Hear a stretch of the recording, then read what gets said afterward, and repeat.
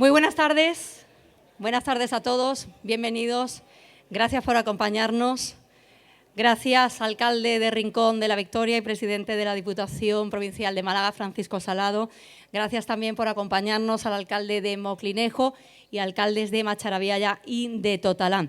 Gracias a Círculo Cultural Vezmiliana, toda la corporación, concejales, equipo de gobierno y oposición, tejido asociativo, vecinos, amigos de Benagalbón. En definitiva, gracias a todos por estar acompañándonos en este día tan importante, donde además conmemoramos un hecho histórico, un día histórico. Hace 188 años que quedó constituido el Ayuntamiento de Benagalbón. Comenzaba ahí el germen de lo que a día de hoy conocemos como Rincón de la Victoria. Fue tal día como hoy, un 28 de agosto de 1835. Ha pasado mucho, ha llovido mucho, mucha historia de por medio. De hecho, después de esa segregación, después de esa independencia de la vecina localidad de Moclinejo. Hay mucho que contar a lo largo de esta tarde-noche a cargo de expertos que nos van a acompañar y nos van a narrar cómo ha sido ese devenir, cómo ha evolucionado Rincón de la Victoria hasta el día de hoy, una ciudad de poco más de 50.000 habitantes y que atesora un importante patrimonio histórico y cultural a día de hoy, con 4 localidades: Benagalbón, Rincón de la Victoria, Torre de Benagalbón y La Cala del Moral.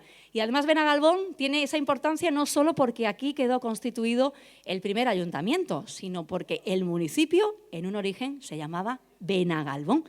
Y ahí ha ido evolucionando hasta que finalmente el ayuntamiento bajó a la costa, a Rincón de la Victoria, donde ya se estaba asentando la población en la zona costera con la llegada del tren de la costa. Pero como decimos, la historia nos la van a contar enseguida expertos que nos acompañan en esta tarde-noche en un entorno idílico como es esta Plaza de las Flores, un evento, un día histórico que conmemoramos hoy, que ya comenzó el año pasado con esa placa que quedó colocada justo al lado en la plaza de la iglesia, y se le va a dar carácter de continuidad cada año con una serie de actos como el de hoy, con galardones, también esa exposición fotográfica que pueden ver del fotógrafo Fran Cervantes, que está siendo además ese germen del Archivo Fotográfico Municipal.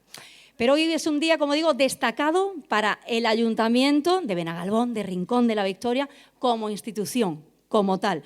Y por eso es una efeméride histórica para este municipio, por lo que vamos a pedir que nos acompañe y que suba para que tome la palabra Borja Ortiz, que es el concejal de presidencia en el Ayuntamiento de Rincón de la Victoria.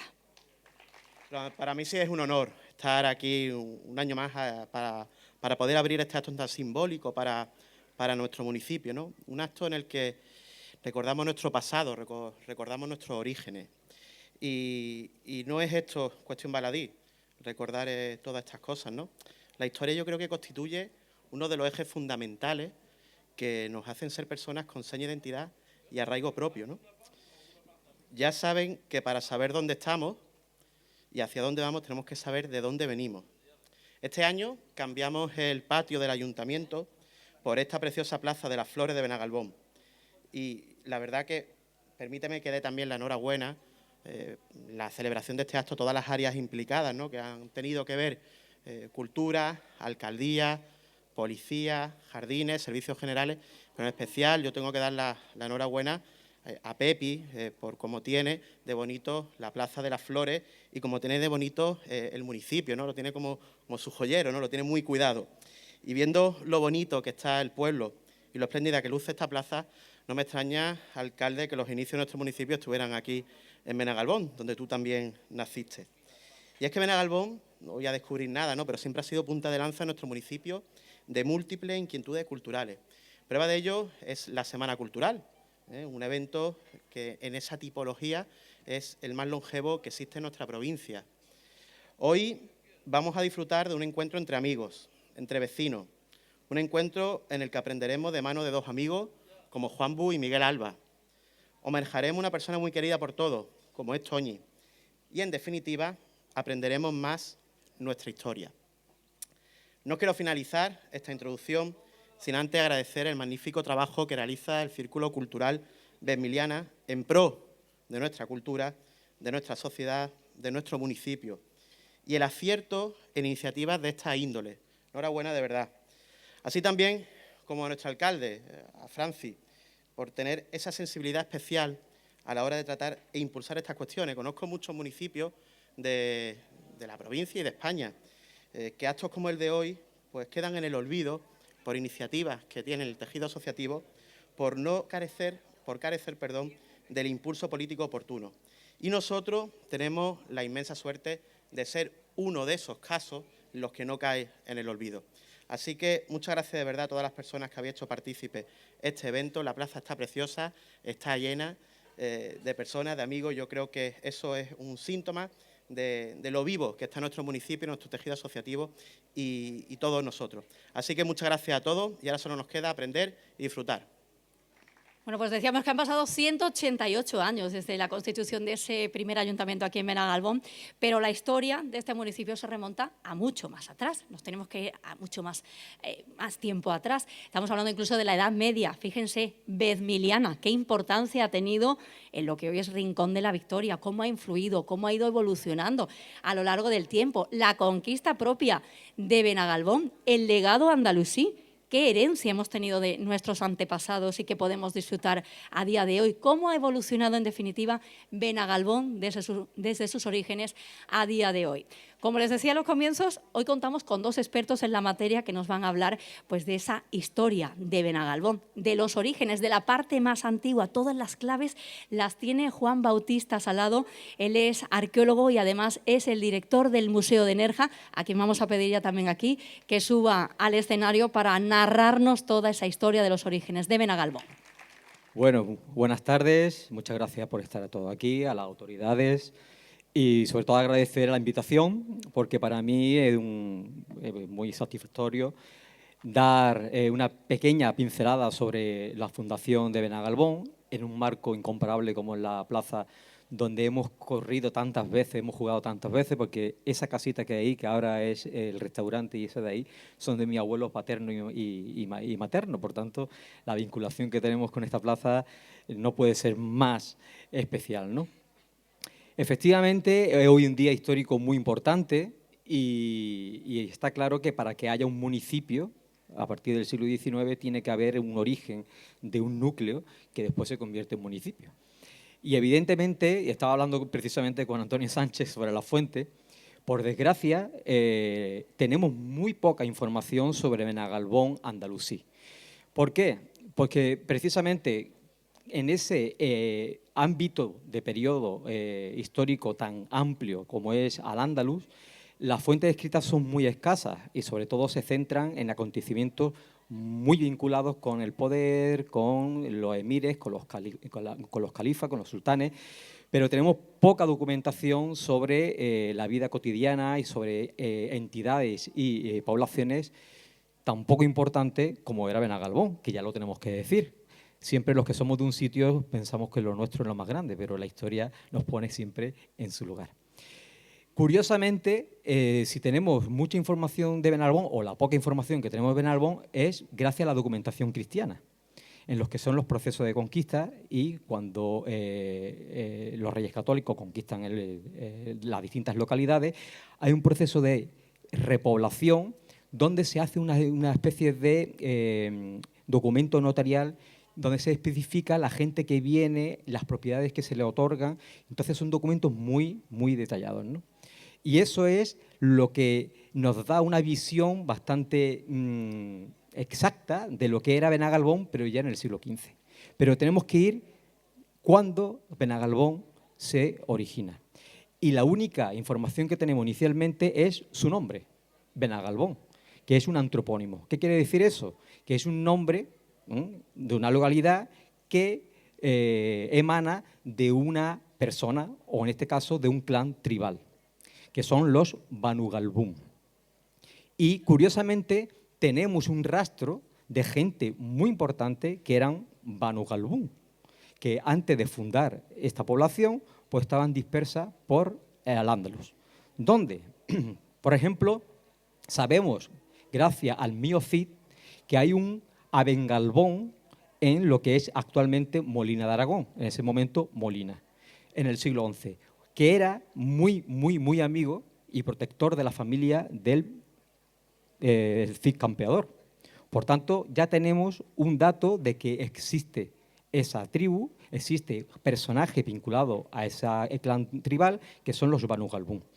Pero curiosamente, Molina de Aragón, que se conquista por Alfonso I el Batallón en torno a 1142, muy posterior, hay un personaje muy interesante que se llama Abulgamar, que es rey de Jerez, de la frontera, y de Ronda, y es también un Banu Galbún. Por tanto, ahí ya tenemos dos personajes en Al-Ándalus, en torno al siglo XI-XII, que tienen este nombre. Pero en el norte de África también tenemos un rastro de gente que se llaman Banu Galbún.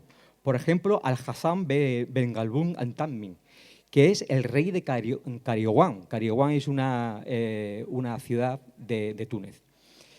Y su hermana, que es Marilla ben Hassan ben Galbún, hermana, y estos dos, que son muy bohemios, dejan la corte, abandonan el poder y se van a peregrinar a la Meca, y allí se dedican a la vida contemplativa, a la vida filosófica, a escribir poemas. Son personajes muy curiosos. Los de Benalbón somos muy así, ¿verdad? A lo mejor nos vienen de ahí. Después también tenemos en el siglo X, estos personajes de Al-Cariowán son del siglo X, tenemos también otros personajes del siglo X muy interesantes en el Cairo, que son lectores coránicos, que son gente muy reputada, están en las madrasas de las mezquitas principales, y son tan famosos en esa época que incluso andalusíes de aquí, de Al-Ándalus, van al Cairo a aprender de ellos, y son Benagalbún también. Y otro personaje interesante es del siglo XVII en Masarrata, en lo que es actual Libia. Hay un historiador que es Muhammad ben Khalid Ahmad ben Rahman ben Galbún, que es un historiador muy importante en Libia, y es tan importante que en Masarrata tiene una mezquita construida en el siglo XVIII a nombre de Ingalbún. Por tanto, tenemos esta gente, claro, todos los Banu Galbún no iban a ser tan importantes. Como en la actualidad los Banu Salados no son alcaldes ni son presidentes de la Diputación. Somos gente también muy modesta, ¿no? Pero sí tenemos este rastro. ¿Qué pienso o cómo se fundó Benalbón? Yo creo que los fundadores de Benalbón son gente que vienen de lo que es Molina de Aragón con la conquista, y se vienen hacia el sur y se asientan en estas latitudes. Sobre todo porque en esa época hay un vacío de población importante, porque un rey castellano, que es Alfonso VII, hace unas razias, es decir, hace una serie de batallitas por toda Al-Ándalus, y va cogiendo la población cristiana que todavía vive por aquí, por la provincia de Málaga, la actual provincia de Málaga, y se van con él. Y por tanto hay un montón de sitios que se quedan sin población. Y posiblemente esta parte de la tribu viene y se asienta en Benalbón. A partir de ahí ya no sabemos absolutamente nada, pero sí tenemos los documentos del siglo XV de la conquista. Todo este territorio se conquista en 1487, en mayo de 1487. Cómo se distribuían los asentamientos en época musulmana, sabemos también rasgos muy generales.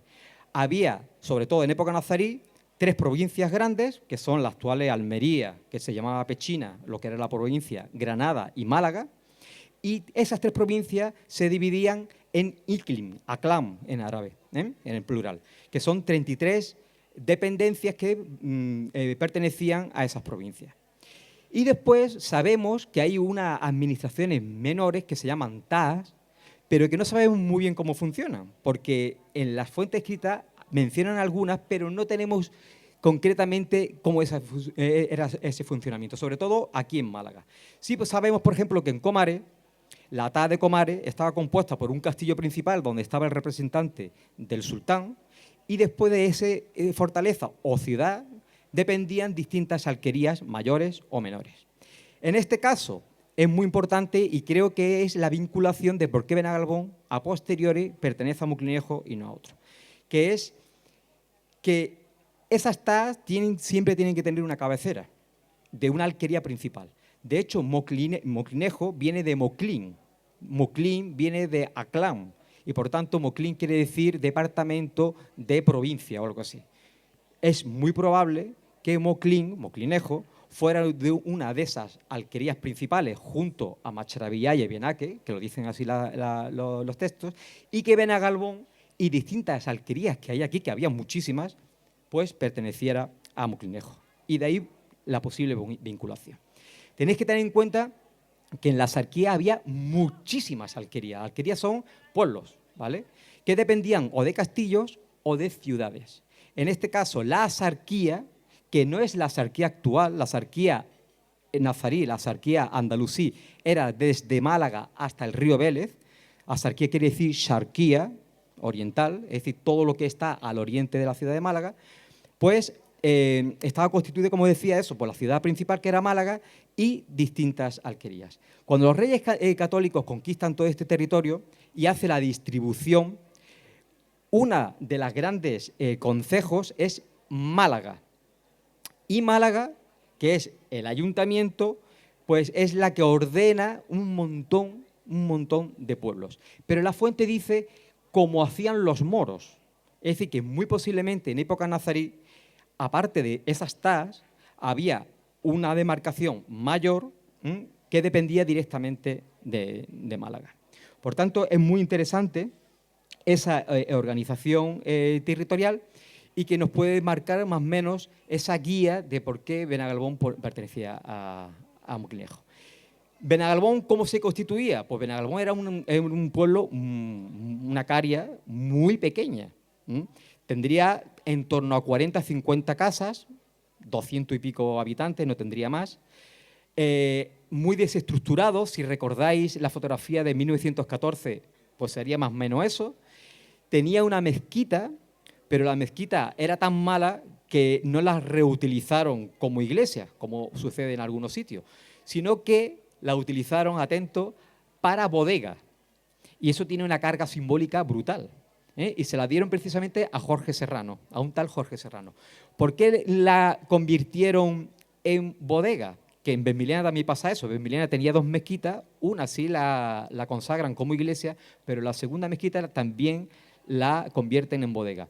Los musulmanes no pueden beber alcohol.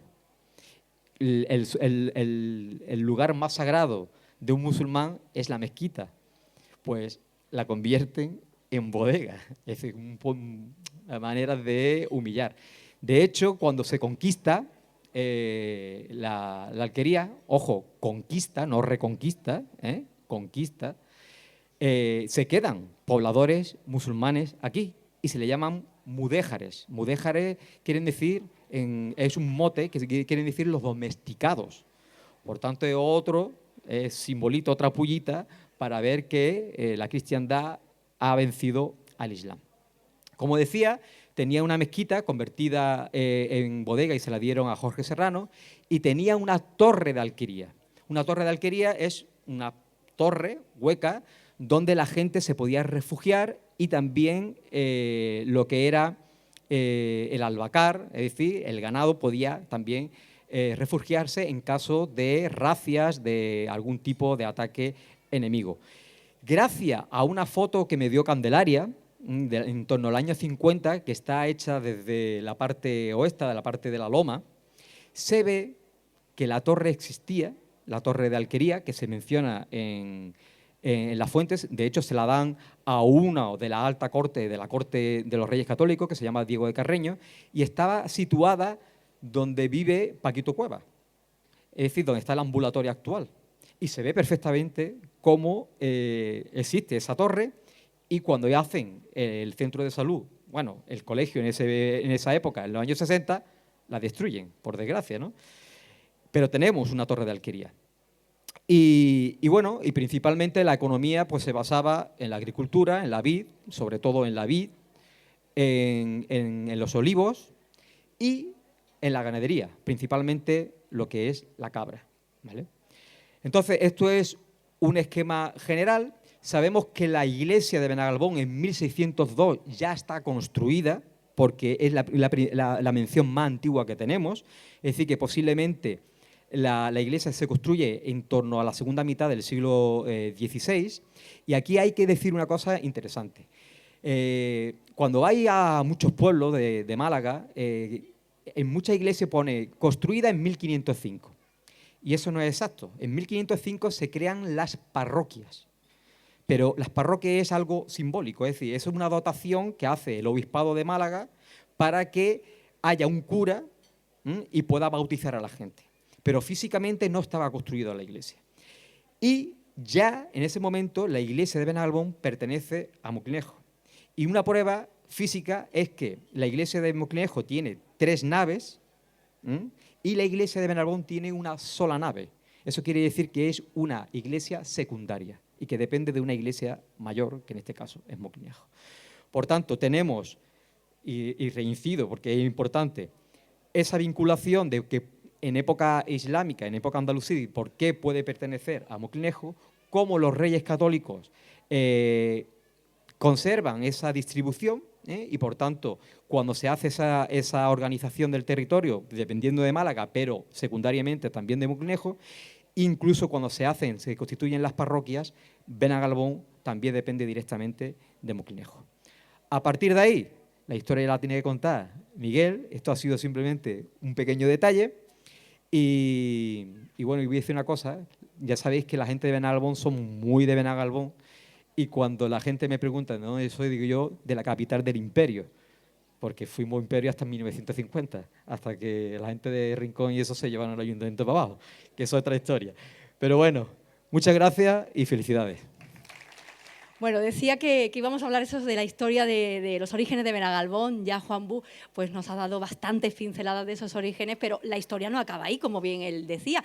A partir de 1835 se constituye aquí ese ayuntamiento que luego más tarde baja a la zona costera, a donde lo encontramos en Rincón de la Victoria. Y es clave conocer la historia para que podamos entender el día de hoy. Pero tenemos además muchos interrogantes, porque si el ayuntamiento está aquí, ¿cuándo se traslada? ¿Por qué? ¿Qué acontecimientos históricos motivaron ese cambio, esa ubicación del ayuntamiento? La respuesta a todos esos interrogantes y las claves las tiene Miguel Alba. Él es socio fundador de Círculo Cultural Vezmiliana, además de historiador, a quien vamos a pedir también que nos acompañe en esta tarde-noche en la Plaza de las Flores para contarnos todos esos detalles de la historia de Benagalbón. Señor alcalde, concejales del Ayuntamiento de Rincón de la Victoria, autoridades y asistentes a este acto de carácter histórico. En primer lugar, quiero felicitar a doña Antonia Domínguez Guerrero, nuestra Toñi, que hoy va a recibir con todo merecimiento el galardón que refrenda el importante trabajo que ha realizado al frente de la Biblioteca de Rincón de la Victoria. Saludar, como no, a don Andrés García Maldonado, mi primer reconocido con esta distinción. A la presidenta del Círculo Cultural Vezmiliana, Silvia Vega Pineda. Querida Silvia, ¿qué te va a echar de menos el mundo de la cultura de Rincón de la Victoria el día que decidas abandonar el cargo? Y, cómo no, a Natividad Pérez Paniagua, mi entrañable Nati, que no sé si estará por aquí, baluarte de la cultura de este pueblo. Hay reconocimientos que se deben hacer públicos y más cuando el trabajo se hace en silencio y con el corazón. Por eso no quiero dejar pasar esta oportunidad de agradecerle a la concejale Pepi Carnero la implicación institucional y personal que tuvo en la organización de la primera celebración de este evento, que gracias a su entrega fue un rotundo éxito. Hoy celebramos por segundo año, y en Benagalbón, lugar de origen del municipio de Rincón de la Victoria, sus 188 años de existencia. El año pasado realicé un recorrido por la historia de este municipio hasta el 28 de agosto de 1835. Fecha en la que comienza su andadura como pueblo independiente de Moclinejo, al que perteneció hasta esos momentos. Como comprenderán, no voy a repetir lo ya expuesto. Haré un breve recorrido cronológico por los acontecimientos más notables ocurridos en este municipio desde su constitución hasta primeros del siglo XX. He aprendido en mis años de investigación que el respeto y la prudencia son virtudes esenciales a la hora de escribir o narrar hechos. Tengan en cuenta que la historia se escribe en papel y este lo admite todo. Espero que esta disertación sirva para que tomemos conciencia de la importancia de conocer nuestro pasado y así evitar sonados errores históricos que, por desconocimiento, seguimos cometiendo. Como todos saben, la ignorancia es muy atrevida. Una salvedad. Cuando haga alusión a los vecinos del municipio de Benagalbón, los citaré con el gentilicio que creo que es el más adecuado, benagalbonenses. Lo de benagalbino, me van a disculpar, pero no me aparece ninguna referencia histórica de las muchas que he leído. Benagalbón ha sufrido a través de su historia el azote de los fenómenos naturales y la fusta de un caciquismo que, por su crueldad, ocupó las portadas de los principales periódicos de tirada nacional e incluso de la prensa extranjera. Para tener una perspectiva de la época en la que nuestro municipio se constituye como organismo autónomo, el sistema electoral que imperaba era el sufragio censitario. Unas elecciones en las que solo tenían el derecho al voto los ciudadanos que poseían mayores rentas o patrimonio, excluyendo a mujeres y a gran parte de la población. 5 años después de la constitución de Benagalbón, como municipio independiente, la Cala del Moral comienza a tener identidad propia. Sus inicios se ubican en una planicie que se encontraba entre dos prominentes cantales, en el camino que unía la capital con los pueblos del Levante malagueño. Un lugar yermo y solitario en el que solo pastaba ganado y era propicio para que bandoleros y gente de mal vivir asaltaran a caminantes y diligencias. De muy antiguo, en esa llanura solo existía una posada conocida como la Venta de la Tuerta, terreno que era propiedad de doña Violenta de Mainer y de Sancho de Monasterio, que una vez parcelados fueron vendidos. Uno de los primeros compradores de las nuevas haciendas fue Antonio Mercado, que edificó una casa-venta junto al camino, en las inmediaciones de donde existió la de la Tuerta. Alrededor de esta primera construcción se fueron edificando nuevas casas, que poco a poco fue originando un núcleo de población que, debido a su auge, el 2 de diciembre de 1860 inaugura una ermita con el nombre de Nuestra Señora del Rosario, que en la actualidad sigue en pie, incrustada entre edificios de nueva construcción. Por el contrario, mientras en la Cala del Moral se erigía esta capilla, los benagalbonenses disidentes de la fe católica eran desposeídos del lugar en que enterraban a sus difuntos. Tras arduas protestas, le fue entregado un nuevo enclave con la salvedad de que la parcela era un auténtico pedregal en el que era imposible realizar los enterramientos.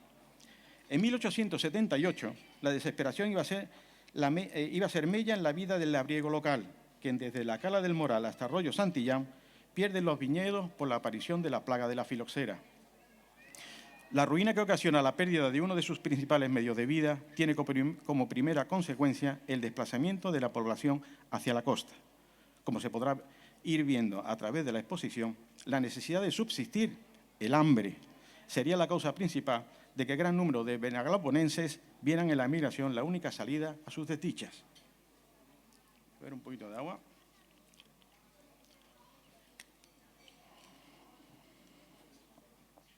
España, desde tiempos inmemoriales, ha sufrido una de las lacras que mayor daño ha causado al país, la calculada ignorancia a la que se ha sometido a sus habitantes. El Ayuntamiento de Benagalbón era un fiel reflejo de la desidia con la que los diferentes gobiernos trataban a la instrucción pública. En las postrimerías del siglo XIX, los maestros que impartían el magisterio en el municipio malvivían al amparo de los donativos de sus vecinos. Las deudas contraídas por el ayuntamiento con los educadores llegaban a ser de más de 40 meses de sueldo y de material escolar. Uno de ellos, harto de mal vivir, se fue a calle Larios y con una gran pancarta dio a conocer el estado de miseria en el que se encontraba, lo que motivó que el suceso tuviese eco a nivel nacional. Siguiendo la cronología, en el primer lustro del siglo XX, Andalucía sufrió una gran sequía que, unido a unos inusuales inviernos, en los que el termómetro llegó a marcar 5 grados bajo cero a pie de costa, ahondó aún más la penosa vida de nuestros antepasados. Como he referido, la emigración se convertiría en la válvula de escape de miles de andaluces y de cientos y cientos de benagalbonenses que, atrapados por el infortunio, optaron por buscar una salida a la extrema miseria a la que se enfrentaban, abandonando casas, enseres y, lo más doloroso, la familia, con el único propósito de embarcar rumbo a las Américas. Argentina, Chile, Brasil e incluso las lejanas islas Hawái fueron destinos de los bisabuelos y abuelos de algunas de las personas que hoy nos acompañan. Dejaré para el final de esta intervención algunos detalles de esta emigración. Y siguiendo la sucesión de lo acontecido en nuestro municipio, uno de los hitos que tuvo importancia crucial en el devenir de nuestra historia fue la inauguración del suburbano de Málaga a Torre del Mar en 1908. Circunstancia que influyó de manera decisiva para que Benagalbón Pueblo comenzase a perder peso como núcleo principal del municipio. La actividad económica que engendraba la llegada del suburbano a la Cala del Moral y al Rincón de la Victoria ocasiona el despegue comercial y poblacional de las barriadas en detrimento de la capital del municipio. 1914, año en el que ocurrieron graves incidentes el día de las elecciones a Cortes en Benagalbón. Como apunté al comienzo, estos fueron los sucesos que las páginas de los principales periódicos de tirada nacional. Hechos que necesitan de un sosegado análisis y de los que hoy solo dejaré unas breves referencias. Unos acontecimientos que tuvieron en la corrupción política el detonador de lo sucedido. La llegada de la Restauración trajo consigo la alternancia en el gobierno de los dos partidos dinásticos, el conservador y el liberal. En Benagalbón serían sus representantes Francisco Castellano Bravo y José Leal González. Tiempos en los que se accedía a la alcaldía a base de pucherazos, nombre dado en el agrado electoral a la manipulación de los resultados de los comicios. Leal tuvo pocas oportunidades de optar a la alcaldía, ya que Castellano era el máximo representante y brazo ejecutor de los mandatos del cacicato de Lario en nuestro municipio. Corruptela que se vio agudizada con la llegada de los republicanos a las urnas, momento en el que el fraude electoral se convirtió en forma de gobierno y en Benagalbón de vida. Y llegó el 8 de marzo. La intención de los caciques locales era de volver a amañar las votaciones como era la norma elección tras elección. A la hora del recuento, el presidente de mesa quiso ir con el acta en blanco, lo que originó graves incidentes en los que perdió la vida un guardia civil. 3 miembros de la familia Roldán, padre, madre e hijo, fueron acusados de un crimen que no cometieron. Para finalizar, me van a permitir que hable en primera persona sobre la emigración que llevó a un número importante de benagalbonenses a las Islas Hawái. Un trabajo de investigación que nunca me imaginé que iba a reportarme tantas y tan buenas satisfacciones personales. Y lo más importante, que ha servido y sirve de vínculo de unión a familias que habían perdido la esperanza de encontrar a sus ancestros. Son numerosos los americanos que quieren conocer a sus orígenes andaluces. Por cercanía, hace pocos días se pusieron en contacto conmigo una familia de California con sus antepasados originarios del Borge. El viaje que realicé a California y a Hawái con motivo de grabar el documental Pasaje a Hawái me permitió contactar con algunos de los descendientes de los benagalbonenses emigrados. Concretamente visité a una mujer que vivía en la isla de Oahu, en Hawái, y a su primo en Yuba City, California, y que aún conserva el apellido de Salado. Otros apellidos como Anaya, Díaz, Martín, Escaño, Rando, Arias, Paniagua, Triano, Villalba, Pérez, Muñoz, también aparecen en las listas de embarcados. Benagalbonenses que, angustiados por la miseria, quisieron ofrecerles a sus hijos el futuro que su patria les negó. El pasado año organizé un viaje a un grupo de nietos y bisnietos de estos emigrantes que querían conocer los pueblos de sus antepasados, circunstancia que me permitió vivir momentos de intensa emotividad. Tuve la suerte de encontrar a una de las expedicionarias, su familia perdida de hacía 111 años, originaria del pueblo sevillano de Fuente de Andalucía. Presenciar el encuentro de dos primas que después de 5 generaciones se conocen es complicado expresarlo con palabras. No les hizo falta el intérprete para comunicarse. Con un interminable abrazo se lo dijeron todo. O presenciar el momento en que otro de los viajeros, mi buen amigo Rick Bruso, en la visita que realizamos a un ingenio de Salobreña, entre lágrimas reconoció a su abuelo en una fotografía de los antiguos operarios de la fábrica. Podría estar hablando horas y horas sobre momentos entrañables, pero voy a finalizar dándole a conocer que después de terminar la visita y de vivir intensas emociones, este grupo de descendientes ha constituido un comité que, junto a la Universidad de Málaga, la de Hawái, la de Monterrey y Santa Cruz en California, han comenzado a organizar un congreso que se celebrará en los Estados Unidos el año que viene y en el que pretendo que Málaga haga historia. Me he propuesto llevar al congreso y por primera vez a California una panda de verdiales y espero que sea la de aquí. Dada la magnitud del evento y de mis intenciones, espero que tanto las instituciones locales como la autonómica sepan valorar la importancia que Málaga, como impulsora de la emigración, y Andalucía, la comunidad que más emigrante aportó a las plantaciones de caña de azúcar de Hawái, estén representadas en tan importante evento. Ya solo me queda expresar mi deseo de que este municipio hoy de Rincón de la Victoria sea recordado no por sucesos como los del 1914, sino por tener un ayuntamiento que apueste por la cultura y que sepa valorar la trascendencia de celebrar esta onomástica anualmente. Señor alcalde y señores de la corporación municipal, no olviden que la cultura de un pueblo se cimenta en su memoria. Espero no haberles cansado y muchísimas gracias. Muchas gracias, Miguel. La verdad que todo un lujo escucharte y agradecerte que hayas compartido con todos los aquí presentes esos conocimientos fruto de esa ardua investigación que has realizado durante tanto tiempo y que incluso te ha llevado a viajar a otros lugares para profundizar más en el tema. Una historia de Benagalbón que estamos hoy aquí conociendo y que está al final en los libros. Qué importantes son los libros, ¿verdad?, para todos nosotros. Unos libros que encontramos en las bibliotecas. Aquí en Rincón de la Victoria tenemos 4. Está la de Torre de Benagalbón, la Manuel Alcántara. Luego está la de aquí, de Benagalbón, en el Teleclub. Tenemos la de la Casa de la Cultura, en la Plaza Gloria Fuertes, en la Cala del Moral. Y me detengo en la última, en Antonio de Hilaria, en Rincón de la Victoria. Porque si hoy es un día de celebración, también es un día de homenaje, para rendir ese reconocimiento a una persona, Antonia Domínguez, Toñi, que desempeña allí su labor diaria. Ella trabaja en esa biblioteca y hoy se le reconoce esa labor por la difusión que lleva a cabo de la cultura. Y además Toñi está haciendo una labor muy minuciosa, que es la de catalogar y digitalizar todo el archivo, que eso es bastante.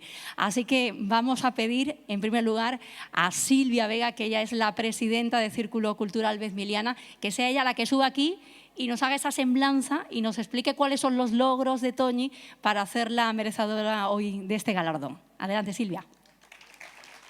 Alcalde, concejales, autoridades, me voy a poner la gafa, representantes de asociaciones, vecinos, socios del Círculo Cultural Vezmiliana, amigos todos. Gracias por estar aquí.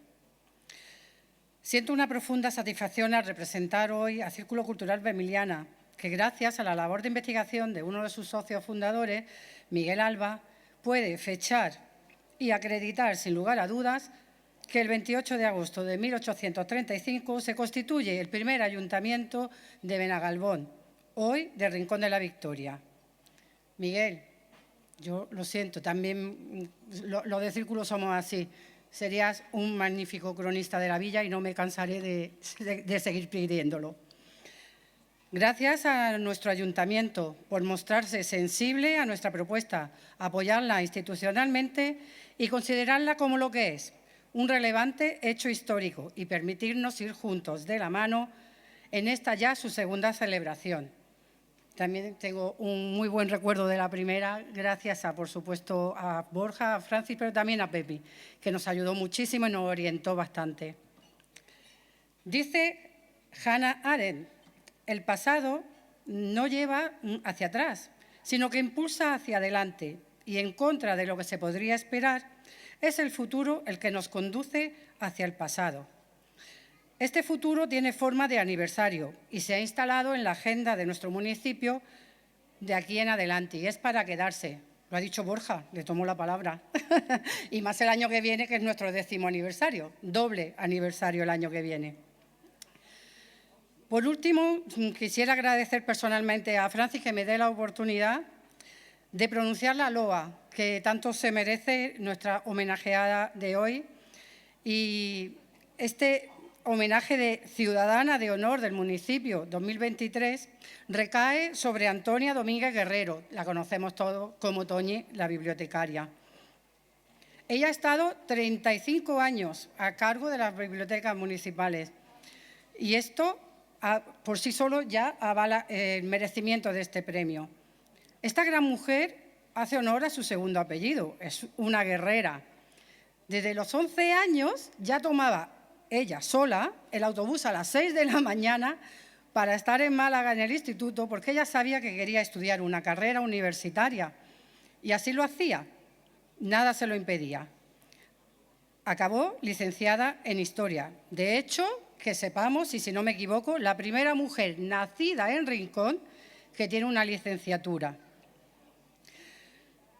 No faltaban en su expediente, además de las buenas notas, la persecución de los grises, eran los tiempos que eran, por repartir mundo obrero en la Facultad de Filosofía y Ciencias y un par de visitillas al cuartelillo. Pero eso marca carácter, el que ella le sobra. Su primer trabajo es de profesora, pero se da cuenta de que la docencia no es lo suyo. Esta realidad la lleva a participar en 2 campañas consecutivas en los enclaves de restos arqueológicos de Vezmiliana, que hoy es la urbanización Gran Sol. donde allí ya es consciente del legado patrimonial del municipio y sabe que quiere formar parte de quienes lo cuidan, conservan y difunden. Todo esto la lleva en 1990 a ayudar a montar las actuales bibliotecas municipales, en concreto a hacerse cargo de la Biblioteca Municipal de Rincón, que entonces estaba en el edificio que hoy ocupa Cultura, la antigua estación de tren. Ella, estando allí, rememoraba cuando alguna vez con su madre estaba esperando aquel cochinilla, ¿no? Allí ejerció su impagable labor durante 20 años, hasta que se inaugura el actual edificio de la Biblioteca Antonio de Lara, donde estaría otros 15 más. Empieza un periodo de gran actividad en dicha biblioteca, especialmente en la época en la que la Asociación Ábrego, al que entre otros pertenecía don Antonio Muñoz Frías, desarrollan algunas de las actividades culturales en aquel emplace. No faltarán mesas redondas, encuentros literarios, firmas de autores, clubes de lectura y un inagotable vínculo con la comunidad educativa del pueblo, llegando a ser la merecedora del Premio Nacional María Moliner a la animación a la lectura, por un proyecto que solo costó 180 euros, pero que desbordaba en imaginación y voluntad. Aunque a priori podemos pensar que nuestra biblioteca, su biblioteca, hasta hace muy poco, se me ha colado, podemos pensar que nuestra biblioteca es humilde, les diré que esta incansable mujer ha conseguido, por ejemplo, entablar relación de préstamos interbibliotecarios nada más y nada menos que con la Biblioteca del Vaticano, porque uno de sus usuarios pues, necesitaba unos documentos, pues allí que va a Toñi y conecta con ellos y mantiene esa relación. Ha ayudado a montar diferentes bibliotecas a lo largo del territorio español, manteniendo relación especial con muchas de ellas, en especial con una de Salamanca. Ella siempre que viaja, visita las bibliotecas de donde va y se empapa de lo que allí se hace para traerlo como novedad a la suya. Quizás pocos sepan, yo desde luego no lo sabía hasta que no empecé a documentarme, que los archivos de nuestra biblioteca se miman nada más y nada menos que unos 600 libros raros y valiosos y un archivo periodístico de gran valor. Es una pasión que Toñi desarrolla catalogando y digitalizando todo este material. Un libro denominado raro es aquel que data de entre 1796 y 1958, año en el que ya se le considera de actualidad. Cabe destacar, entre otros, primeras ediciones de libros de don Benito Pérez Galdós, de Alejandro Dumas. Tenemos libros con ilustraciones de la mano de Rafael Alberti. Todo esto y mucho más tenemos en la biblioteca. Pero además, creo que ya se ha mencionado el legado de don Antonio Hilaria, quien le manifestaba en persona a Toñi que le preocupaba lo que sería de toda esa documentación una vez que él faltara. Pues ya les contesto yo. Todos estos archivos se están catalogando y digitalizando, como he dicho antes, para que todos nosotros podamos consultarlos cuando nos parezca. Pero es que existen ya 460 de esos archivos digitalizados y a nuestra disposición en la red IDEA de la Junta de Andalucía. ¿En qué consiste esta ardua tarea? Pues sería largo y complejo de explicar.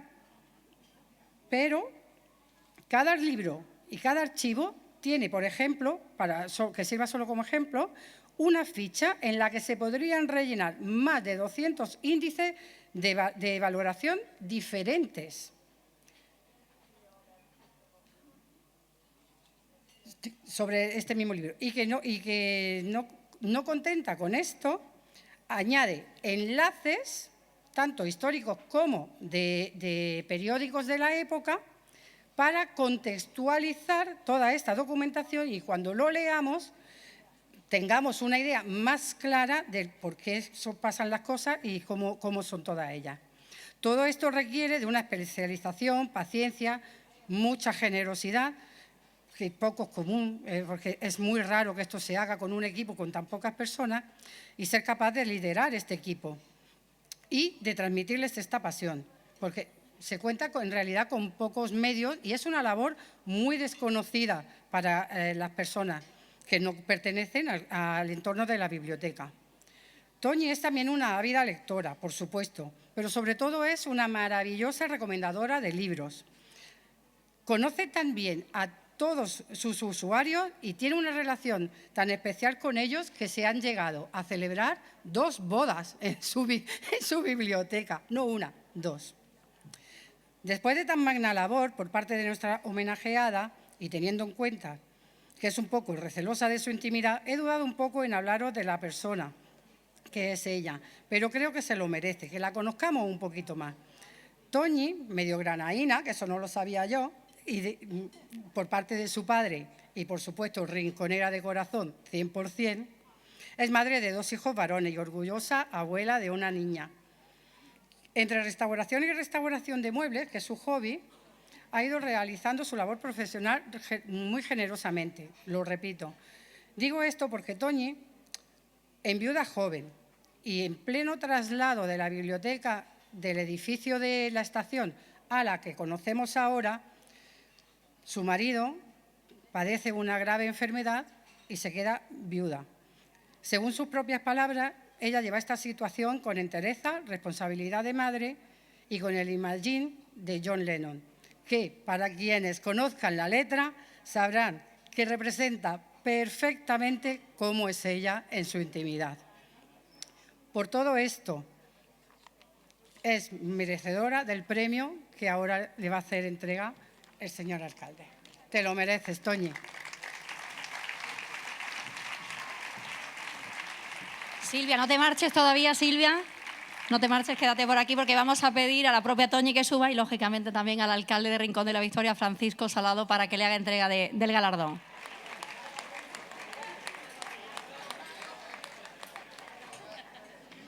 Gente de bien que estáis hoy en esta plaza tan maravillosa de Benagalbón, buenas noches a todos y muchísimas gracias de corazón. Muchísimas gracias. Se escucha bien aquí, ¿no? Bueno, yo os doy las gracias de corazón por este reconocimiento que me hacéis al final de mi vida laboral, porque me jubilé hace 2 meses y es un reconocimiento que quiero compartir con mis compañeros de la biblioteca. Pues no sé si mi Carlos está por ahí, por algún lado. ¿No está ahí, Carlos? Esto es nuestro. Y con toda la gente que a lo largo de estos 35 años han trabajado con nosotros en la biblioteca. ¿Punto final? No, no va a ser punto final a nada porque yo voy a seguir colaborando y haciendo todo lo posible por que esas bibliotecas funcionen. Yo siempre he creído en las bibliotecas. Yo creo que las bibliotecas pueden cambiar el mundo y lo sé de verdad. Ya lo dice la frase, más libros, más libres. Las bibliotecas te abren al mundo, te dan un punto de vista diferente, te hacen críticas y son importantísimas. Las bibliotecas son democracia pura porque están abiertas a todos, sean de la raza que sean, pues sin distinción de sexo, de edad, de religión, de ideas políticas. Las bibliotecas son espacios abiertos para la comunidad. Las bibliotecas son democracia porque si tienes poder y te puedes comprar un libro, te lo compras. Si no, lo tienes en la biblioteca para ti, para que lo leas. Igual que el que tiene. Si no tiene un espacio en tu casa para poder estudiar, te viene a la biblioteca que nosotros te ofrecemos la mejor de las comodidades para que estudies lo mejor que puedas. Si no tienes una tablet porque en tu casa no hay medios económicos para tenerla, en la biblioteca te damos los medios para que puedas hacer tu trabajo. Y la verdad es que son verdaderos espacios maravillosos. Hemos creado un vínculo muy especial con nuestros usuarios, con nuestra gente que viene a estudiar, con todos nuestros opositores. Ya os digo, 2 bodas han salido de la biblioteca de gente que se ha conocido estudiando y han estado allí para casarse. Fue algo maravilloso, irrepetible. Y es verdad que hemos hecho muchas cosas en esa biblioteca. Sí que hemos ganado premios. El María Moliner lo hemos ganado varias veces porque dinero a lo mejor teníamos poquillo, pero imaginación le hemos echado Y lo bueno que yo he tenido es que toda la gente que ha trabajado conmigo me han acompañado en estas locuras mías que como buena acuario tengo. Yo soy una acuaria un poco loquilla y la verdad es que ellos siempre han estado a mi par, siempre me han acompañado, siempre hemos luchado por lo que hemos creído. Y hemos hecho muchas cosas de las que estoy muy orgullosa en mi biblioteca. Incluso, imaginaros que hemos hecho concursos de castillos en la arena, que ya me diréis vosotros, ¿qué tiene que ver una biblioteca con los castillos en la arena? Pues hasta eso hemos hecho nosotros, para animar a la gente a que venga, a conocernos.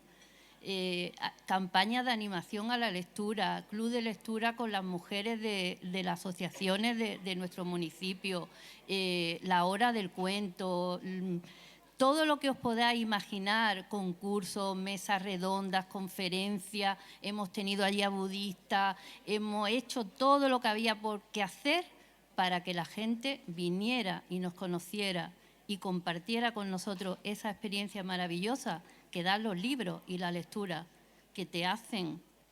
Bueno, la lectura es importantísima porque sus efectos no se ven, pero se notan. Se nota mucho la gente que lee. Y eso es lo que siempre hemos pretendido nosotros en nuestra biblioteca, que la gente la vean como un espacio para compartir ideas y un espacio abierto a todo el mundo. Y permitirme que os hable un poquito pues, de mi paso por las dos bibliotecas que hemos tenido. La primera estaba en la antigua estación de ferrocarril y esa biblioteca forma parte de la banda sonora de mi vida porque yo a veces cuando estaba allí sola cerraba los ojos y es verdad que me veía con mi madre cogiendo el tren, con la gente con los cubos para llenarlo del agua que soltaba la máquina de vapor, con el reloj que se perdió, con la fuente, con el trasiego de personas que había para un lado y para otro. Fue verdaderamente un espacio maravilloso donde yo me sentí muy cobijada porque me recordaba a mi niñez. Y en la Biblioteca Antonio de Hilaria, pues esa fue en el año que se inauguró la biblioteca más grande de la provincia de Málaga. En esa biblioteca, aparte de estar el rojo y negro de Stendhal, Madame Bovary, mi amada y querida Ana Karenina, libros infantiles, Caperucita y el lobo, Oliver Barton es una nena o Las princesas también se tiran pedos. De todos esos libros tenemos en la biblioteca. La biblioteca tiene un poema maravilloso, un poema que yo puse allí para darle la bienvenida a toda la gente que nos visitaran. Es un poema de uno de mis poetas preferidos, que es Kavafis. Kavafis era un griego, un poeta griego. La civilización griega es la cuna de nuestra civilización, es la cuna de nuestros orígenes. Y Kavafis era de Alejandría. En Alejandría estaba la biblioteca más grande de la antigüedad. Se daban toda una serie de contextos para que pudiéramos tener ese poema allí, que le diera la bienvenida a todo el mundo. El poema se llama Ítaca. Ese poema lo puse yo allí por mí y para que lo conociera todo el mundo, porque te da una visión de lo que la vida te va enseñando, de la enseñanza que tú, al cabo del tiempo, cuando ya te haces adulto, te haces mayor, te das cuenta de todo lo que has aprendido. Y bueno, me gustaría hablaros también pues, de dos joyas, como ha dicho Silvia. Una joya de nuestra biblioteca que es muy, muy desconocida es el fondo antiguo que tenemos. El fondo antiguo de la Biblioteca Antonio de Hilaria, yo tardé casi 1 año y medio en catalogarlo. Es un fondo especial porque tiene libros muy antiguos, de 1769, el libro más antiguo que tenemos, y el más moderno de 1958. En ese fondo hay libros, primeras ediciones de mi adorado don Benito Pérez Galdós. Hay libros con sello de don Benito, porque él se editó en un momento determinado sus propios libros porque tuvo un problema con un editor y bueno, lo defendió don Antonio Maura en un pleito y me lío mucho porque me gustan mucho estos temas. Y tenemos libros pues con unas decoraciones maravillosas, Art Deco, tenemos libros que eran de obligado cumplimiento en la época de la República, cuando cambia el concepto de patria y se inculca en los colegios un nuevo concepto de patria, pues esos libros de obligado cumplimiento en la época de la República los tenemos nosotros. Tenemos primeras ediciones de Alejandro Dumas, de Julio Verne, o sea, es que no os podéis imaginar las cosas tan bonitas que tiene esta biblioteca. Orgullo nuestro y de nuestro pueblo es que están en patrimonio bibliográfico español, con lo cual esto quiere decir que cuando miréis un libro, al lado pone Biblioteca Antonio de Hilaria, Rincón de la Victoria. Tenemos libros que no tiene ni la Biblioteca Nacional. Y esos libros se han cogido gracias a las donaciones de personas que yo no sé si no saben lo que donan o si los donan con espíritu altruista. Pero allí están, los podéis consultar, los podéis mirar, no los podéis sacar en préstamo, están súper guardados, súper protegidos, pero forman ya parte del patrimonio bibliográfico español. Un orgullo para esta biblioteca mía, porque es verdad que es algo muy importante. Y otra parte importante, pues como ha dicho Silvia, el legado que tenemos de Antonio de Hilaria es mi lucha, son con los molinos que yo he luchado durante 4 años. Ha sido bastante complicado el tema de Antonio, pero yo creo que el resultado se está viendo ahora y está dando su fruto. La donación de Antonio de Hilaria fueron 85 cajas de documentos que nos trajimos de su casa. Ordenarlas cronológicamente nos tardamos 1 año en ordenarlas y a partir de ahí empezamos a catalogarlas. El legado de Antonio de Hilaria está en la red IDEA de bibliotecas especializadas de Andalucía, que no digo que esto sea cualquier cosa porque no lo es, ¿eh? Estamos ya hablando de palabras mayores.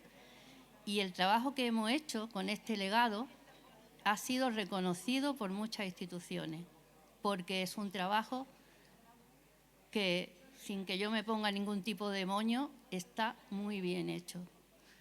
Nos pusimos en contacto con una fundación, que es la Fundación de Estudios Jienense, que tiene un archivo de Miguel Hernández bastante bueno, para que nos dieran las directrices a seguir con ese legado.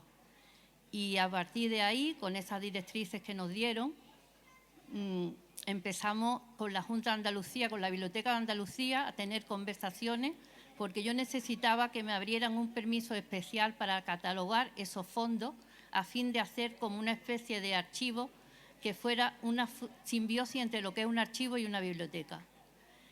Actualmente, ya os digo, tenemos casi 500 manuscritos, que está todo a mano en libreta de Antonio de Hilaria, y la verdad es que ha sido complicado porque teníamos que digitalizar la libreta, catalogar la libreta, unir la digitalización a la catalogación, y todo eso con una serie de campos súper importantes que no nos podíamos olvidar ninguno, porque no podemos olvidar que estamos en la red IDEA de biblioteca especializada y no era como para cometer un error y que nos dijeran vaya chusma de pueblo lo que están haciendo con este legado, ¿no?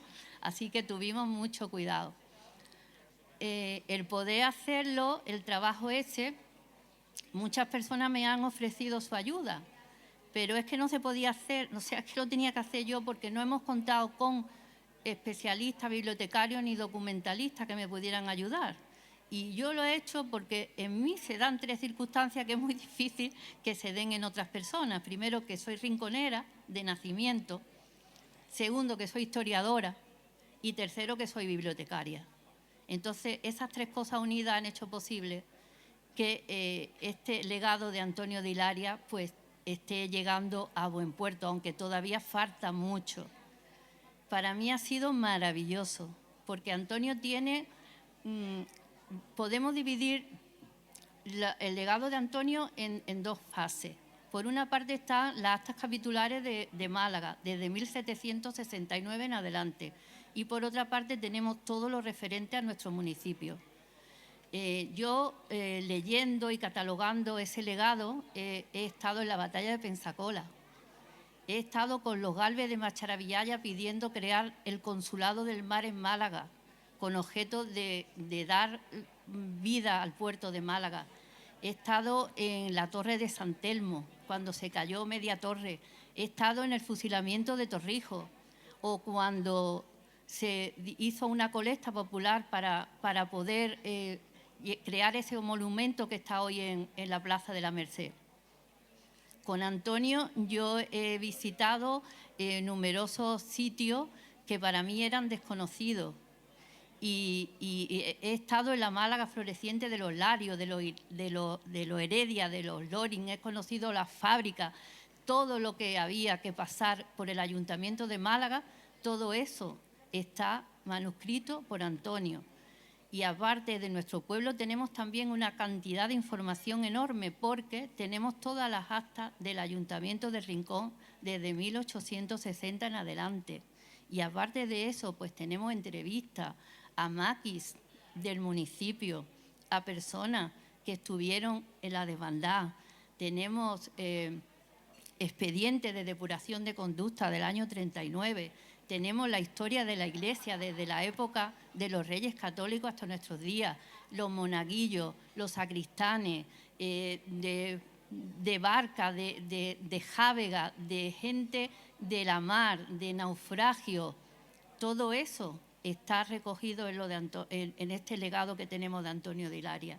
Es importantísimo que ese legado se siga trabajando en él, porque tiene que quedar para las generaciones futuras. Y eso es muy importante porque de verdad yo he disfrutado como una enana estudiando esas libretas de Antonio, descifrando muchas veces esos jeroglíficos que él hacía, que no se entendían y encontrándome el resto en un papelillo a lo mejor de medicina, la frase que me faltaba para terminar la libreta, porque Antonio era muy anárquico. Pero con él yo he conocido una parte de mi pueblo que no conocía, me he enriquecido enormemente y por eso yo pido que este legado pues hay que seguir continuándolo, haciéndolo por el bien de todos. Y bueno, no me quiero extender mucho más, porque yo si me dais carrete hablo hasta por los codos, ¿eh? Y más sabiendo lo que a mí me gusta hablar de mi biblioteca. Pero como yo ya no estoy trabajando para el Ayuntamiento del Rincón de la Victoria, porque estoy jubilada, me van a permitir los señores políticos de mi ayuntamiento que me tire al ruedo esta noche. ¿Vale? Señor alcalde, ¿usted me da permiso? Sacudan las bibliotecas del municipio. Sacúdanlas, agítenlas, quítenle ese halo que tiene de modé a nuestras bibliotecas. No lo podemos hacer los que trabajamos en ellas, ni la gente de la calle, solo lo podéis hacer vosotros, los que estáis sirviendo al pueblo con vuestros cargos. Mirar al mundo, buscar vuestra Ítaca bibliotecaria. No tenéis que ir muy lejos. En España está la biblioteca que le han reconocido como la mejor biblioteca del mundo. Es una biblioteca que está en Barcelona, ahí al lado. Visitarla, es preciosa, es moderna, es actual, está con los tiempos que corren. Es importantísimo que luchéis por la biblioteca, porque son el futuro, porque las bibliotecas sirven a toda la comunidad. Y os quiero decir otra cosa también, ya como parte de este legado de Antonio de Hilaria, en el que he trabajado durante 4 años, y que, si me lo permiten, me gustaría seguir trabajando. Pero eso ya lo hablaremos la concejala de Cultura y yo, y el señor alcalde, si se precia. Hay tantas cosas en este pueblo dispersas. Tenemos lo de Antonio por un lado, Miguel por otro, Juanbu por otro, el archivo fotográfico de Fran por otro. ¿Por qué no lo unimos todo? ¿Por qué no creamos una plataforma de estudio histórico del Rincón de la Victoria? ¿Por qué no hacemos un repositorio donde podamos ir introduciendo estudios o cualquier cosa que sea bueno para nuestro pueblo? por la posteridad, por los demás, por la gente que va a venir nueva. Yo creo que sería lo suyo, que trabajáramos, bueno, o que trabajaran todos juntos y crear esa plataforma. Es muy fácil. Me parece que por aquí está el presidente de la Diputación de Málaga. Pues habrá que decírselo al presidente de la Diputación de Málaga, que haga lo que pueda. Gracias. Gracias a todos. Y ahora vamos a pedir a continuación al alcalde de Rincón de la Victoria, Francisco Salado, que sea él quien cierre esta ronda de intervenciones y de alguna forma clausure el acto. Muchísimas gracias, Mercedes. Bueno, yo voy a intentar ser breve porque todo lo importante que se tenía que decir en esta tarde-noche lo han dicho mis antecesores. Primero Juanbu y Miguel, que muy resumidamente han hecho un examen de lo que ha sido la historia antigua y la historia más moderna de Benagalbón, y yo creo que tenemos que seguir haciendo pues, distintas jornadas y con todo este público que hay aquí para seguir conociendo pues, cuál fue la historia de nuestro municipio, Benagalbón, La Cala, el Rincón de la Victoria, Torre de Benagalbón, porque como bien se ha dicho aquí por parte de Miguel, hay que conocer la historia, nuestro pasado, para no cometer los mismos errores que se cometieron en el pasado y hacer un futuro mucho mejor a nuestros hijos y a nuestros nietos.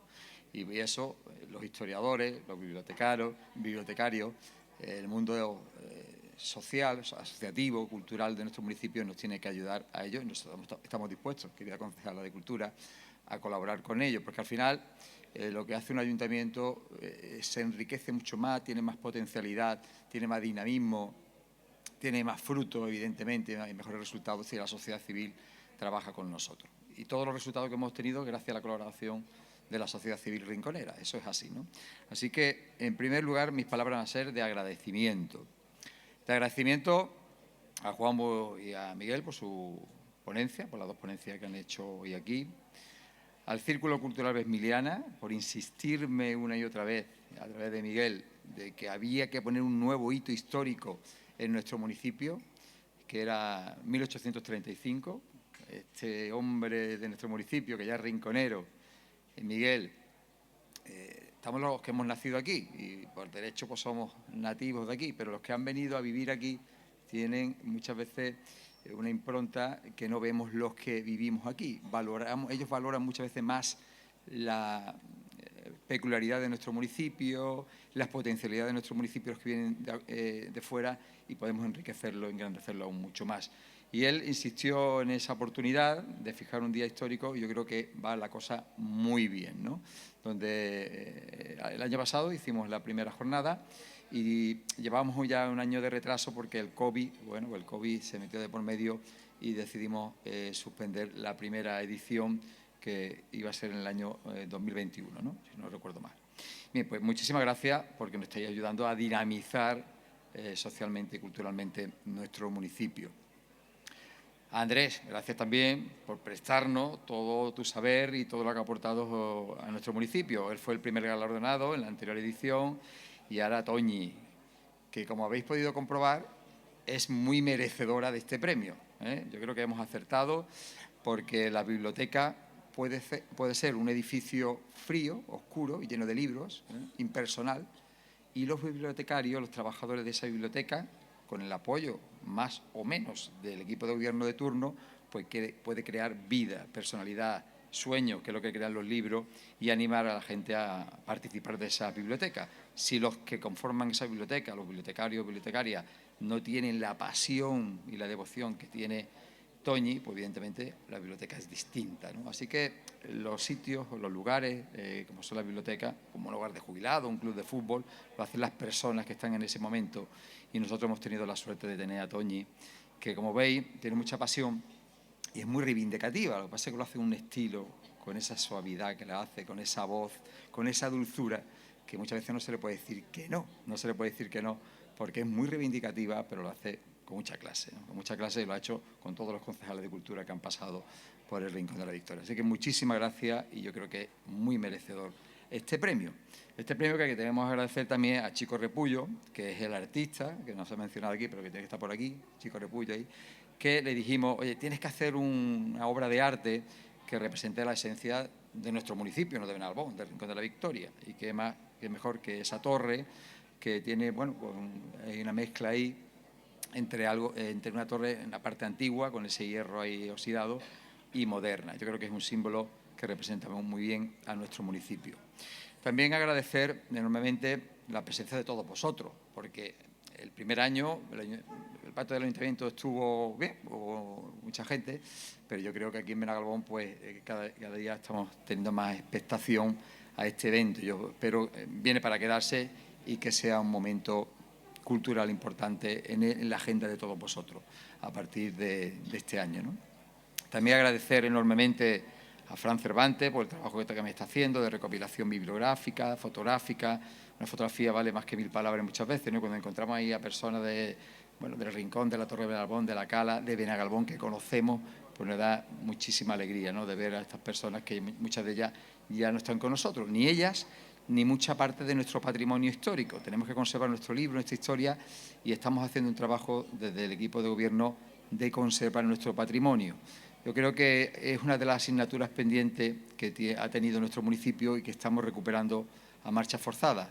Y que ahí están los resultados, como la Cueva del Tesoro, Villa Antíopa, tenemos que recuperar, y es una asignatura pendiente, el Museo de Artes Populares de Benagalbón, la Cueva de la Victoria, y hay más que recuperar. Nuestro compromiso está, Toñi, es que con el esfuerzo de todos pues se siga recuperando, lamentablemente, lo que queda de Benmiliana, que es la zona del Castillón, que hemos presentado un proyecto a los Next Generation, espero que nos lo concedan para poder recuperarlo. Seguir ampliando Villa Antíopa, que ha sido un antes y un después de la recuperación patrimonial de nuestro municipio y que nos ha puesto dentro de lo que es la recuperación del patrimonio histórico en toda España como uno de los trabajos mejor realizados por una administración pública, por la colaboración de Juanbu y de muchos historiadores y arquitectos de nuestro municipio. Y tenemos que seguir recuperando Villalbenda, tenemos que seguir mejorando las torres almenares que tenemos aquí, la zona de la loma de Benagalbón, a la espalda de Villa Antíopa estaba allí unos yacimientos fenicios. Tenemos que ir recuperándolo y ese es el compromiso que tenemos del equipo de gobierno, y presentamos cada vez que hay una subvención, un proyecto a los Next Generation o a los fondos europeos. Y recuperando la historia de nuestro municipio, pues tendremos una oferta cultural y turística mucho más importante. El pasado nos puede hacer crear riqueza y empleo en nuestro municipio. Agradecer a la corporación su presencia también aquí, a todos los concejales de equipo de gobierno, de la oposición. Aquí hay unanimidad prácticamente. Bueno, falta un grupo político por ahí, veo que no está por aquí, pero están todos los grupos políticos representados. Ah, no, sí está aquí, estamos todos. Y eso es bueno, que todas las fuerzas políticas nos unamos a recuperar la historia de nuestro municipio. A los cuerpos y fuerzas de seguridad del Estado que están aquí, Guardia Civil, Policía Local, Protección Civil, asociaciones y vecinos de Benagalbón. Todos hacemos parte de la historia de nuestro municipio.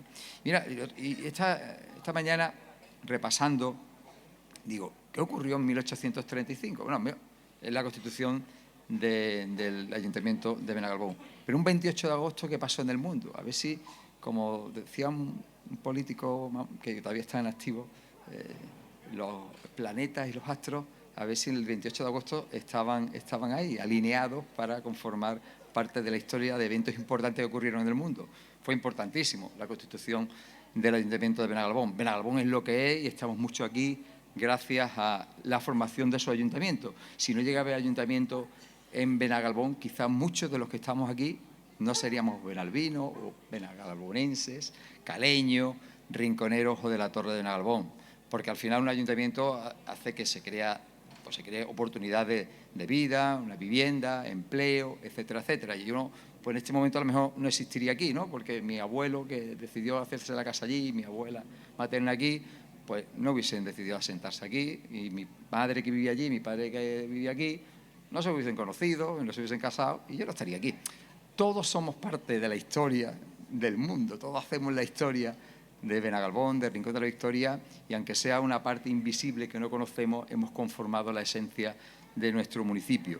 Primero, ocurrieron el 28 de agosto, además de la Constitución de Benagalbón, ocurrieron cosas muy importantes relacionadas con los derechos humanos y con la independencia de distintos países del mundo.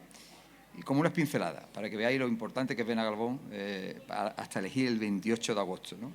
En 1565 se constituyó San Agustín, en la Florida. Era un indicio importante, donde ya la conquista de España y el descubrimiento de América, que los historiadores de ahora quieren demonizar como algo malo, mirando desde una perspectiva moderna, pues no es así. Yo creo que se ha demostrado que la conquista de España en América, pues los indios donde se conquistó por parte de España, pues siguen viviendo allí, forman parte, tenían los derechos que tenían los propios españoles en ese momento. Lo que conquistaron la cultura anglosajona fueron exterminados prácticamente todos. Así que se intenta manipular la historia, mirándola con visos del presente, cuando en el futuro yo creo que la conquista de España de América no fue tan mala, ¿no? Se constituyó San Agustín en Florida. En 1828 se constituyó el Estado Independiente de Uruguay, también el 28 de agosto. Una cosa muy importante, se firmó por primera vez la abolición oficial de la esclavitud por el Reino Unido y en sus colonias. Hitos importantes en la historia, además de la conformación de Benagalbón. También fue la primera vez que se voló por parte de una máquina en el año 1883.